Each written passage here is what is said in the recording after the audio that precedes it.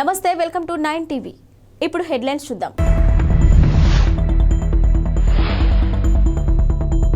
హైదరాబాద్ కు CM Revanth Reddy airport నుంచి నేరుగా అసెంబ్లీకి.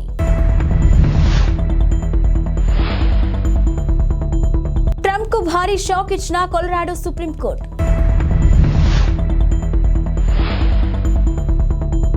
చంద్రబాబు వారిని వదిలిపెడతారని నేనైతే అనుకోవడం లేదు. లోకేష్. తెలంగాణ ముఖ్యమంత్రి రేవంత్ రెడ్డి ఢిల్లీ నుంచి హైదరాబాద్ కు బయలుదేరారు. శంషాబాద్ ఎయిర్పోర్ట్ నుంచి ఆయన నేరుగా అసెంబ్లీకి వెళ్లనున్నారు.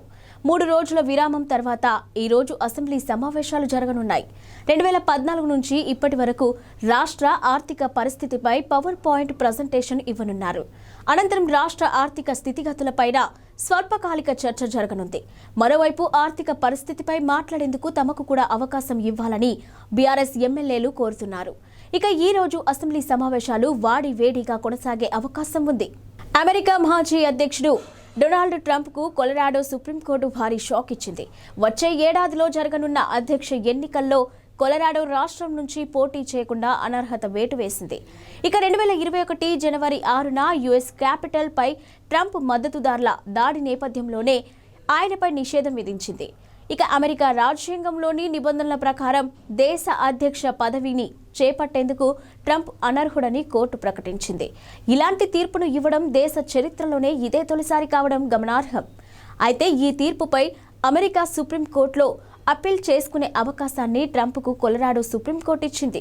కొలరాడో కోర్టు తీర్పు ప్రభావం వచ్చే ఏడాది మార్చి 5న జరగనున్న కొలరాడో రిపబ్లికన్స్ ప్రైమరీ బ్యాలెట్ పై మాత్రమే కాకుండా నవంబర్ 5న జరిగే ఎన్నికలపై కూడా తీవ్రంగా ఉండబోతుంది. వచ్చే ఎన్నికల్లో విజయం సాధించి అధికారంలోకి వచ్చిన వెంటనే జగన్ యొక్క ప్రభుత్వ పనికిమాలిన విధి విధానాలను రద్దు చేస్తామని తెలుగుదేశం పార్టీ జాతీయ ప్రధాన కార్యదర్శి నారా లోకేష్ పేర్కొన్నారు.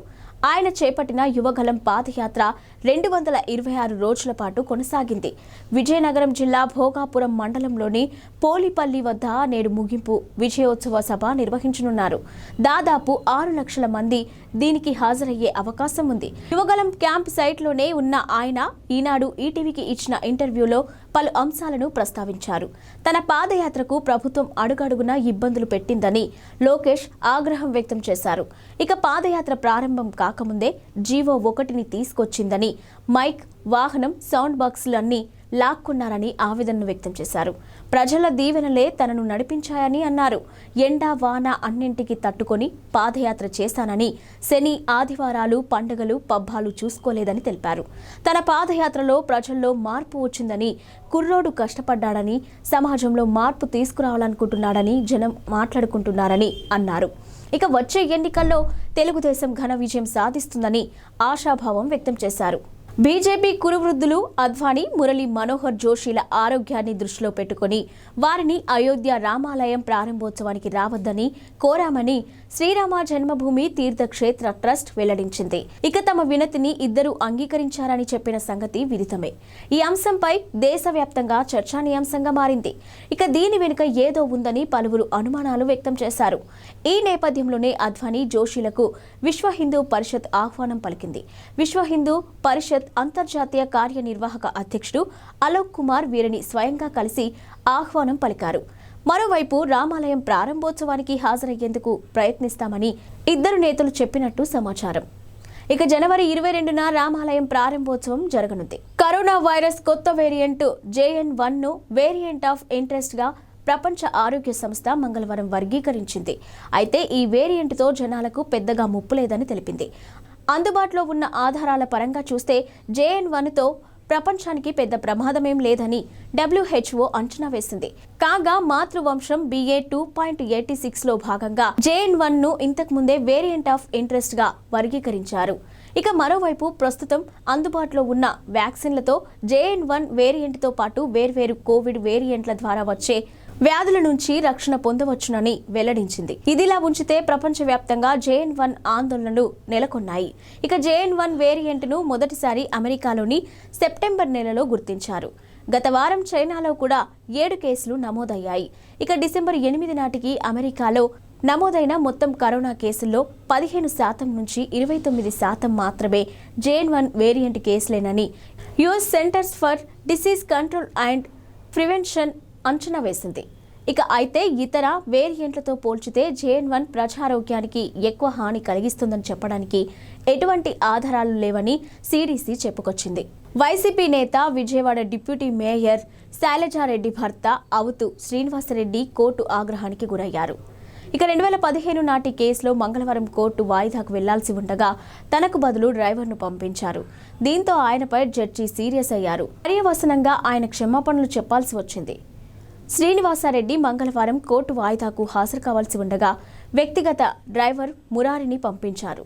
కోర్టు గుమస్తా నిందితుల పేర్లు పిలవగా కేసులోని నిందితులతో పాటు మురారి కూడా కోర్టు హాల్లోకి ప్రవేశించాడు. అయితే వయసు వ్యత్యాసంతో పాటు అతడు తడబడుతుండడాన్ని కోర్టు సిబ్బంది గమనించారు. అనుమానం వచ్చి ఆరా తీయడంతో అసలు విషయం వెలుగు చూసింది. తాను శ్రీనివాసరెడ్డిని కాదని డ్రైవర్ మురారి అని అంగీకరించాడు. దీంతో జడ్జి గాయత్రీదేవి ఆగ్రహం వ్యక్తం చేశారు. శ్రీనివాసరెడ్డిని కోర్టుకు పిలిపించారు. న్యాయస్థానాలంటే ఆషామాషి అనుకుంటున్నారా అని ఆగ్రహం వ్యక్తం చేశారు. మరొకరిని పంపించడం ఏంటని నిలదీశారు. ఏదైనా ఉంటే న్యాయవాదికి చెప్పాలి కానీ ఇలా చేయడం ఏంటని ప్రశ్నించారు. అనంతరం శ్రీనివాసరెడ్డితో సంజాయిషి లేఖ రాయించి పంపించారు. దుబాయ్ వేదికగా మంగళవారం ముగిసిన IPL 2024 వేలంలో సంచలనాలు నమోదయ్యాయి. ఫ్రాంచైజీలు కోట్ల రూపాయలు కుమ్మరించి మరీ ఆటగాళ్లను దక్కించుకున్నారు. తక్కువ బేస్ ధరతో అందుబాటులో ఉన్న పలువురు ఆటగాళ్లను కేవలం 20 లక్షల బేస్ ధరతో ఉన్న ఓ కుర్రాడిని గుజరాత్ టైటన్స్ ఏకంగా 3.6 కోట్లు పెట్టి కొనుగోలు చేయడం దేశవ్యాప్తంగా సంచలనంగా మారింది. వేలంలో అందరి దృష్టిని ఆకర్షించి రికార్డు స్థాయికి ధరకు అమ్ముడుపోయిన 21 ఏళ్ల ఈ కుర్రాడి పేరు రాబిన్ మించ్. టీమిండియా మాజీ కెప్టెన్ MS ధోనీకి వీరాభిమాని అయిన రాబిన్ మించ్ జార్ఖండ్కు చెందిన గిరిజన యువకుడు. ముఖ్యమంత్రి రేవంత్ రెడ్డి తెలంగాణ భవన్ అధికారులను మందలించినట్లుగా తెలుస్తుంది. ఢిల్లీలోని తుగ్లక్ రోడ్డు అధికారిక నివాసం వద్ద నేమ్ ప్లేట్ తయారీలో అధికారులు నిర్లక్ష్యం వహించారని తలంటు పెట్టినట్లుగా వార్తలు వచ్చాయి.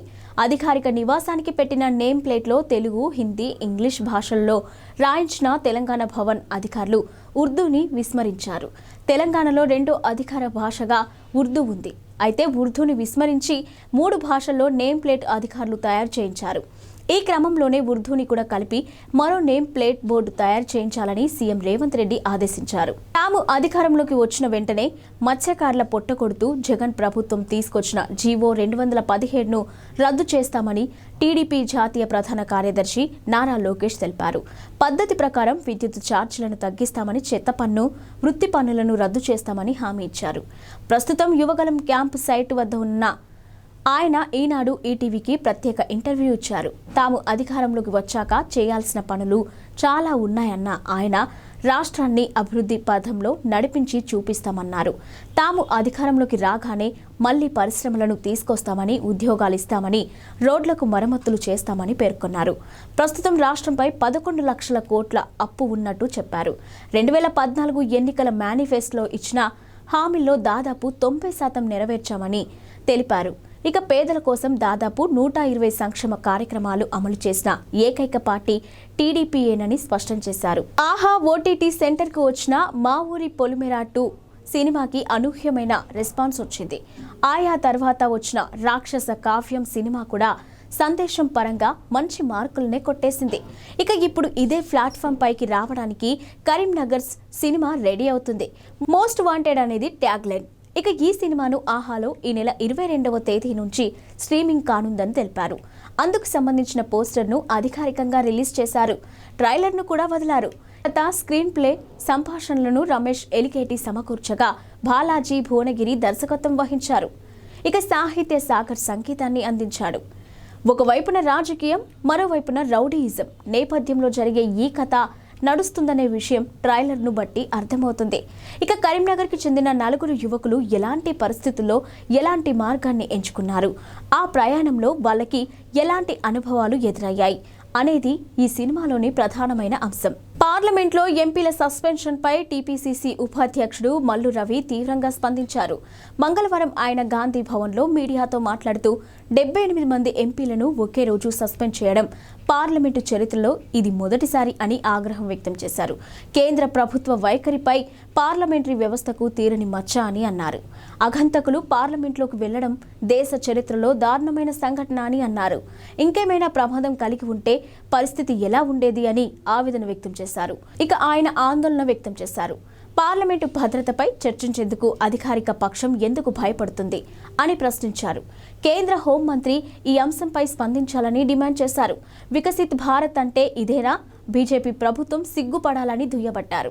ఇక పార్లమెంటుపై ముష్కర్ల దాడి జరిగిన రోజే ఈ ఘటన జరగడం భద్రతా వైఫల్యమే అన్నారు. ఈ అంశంపై పార్లమెంట్లో చర్చ జరగాలి, ప్రజలందరికీ అన్ని విషయాలు తెలియాలన్నారు. ఇవాళ ఢిల్లీలో కాంగ్రెస్ నాయకత్వంలో టీమిండియా కూటమి సమావేశమైంది.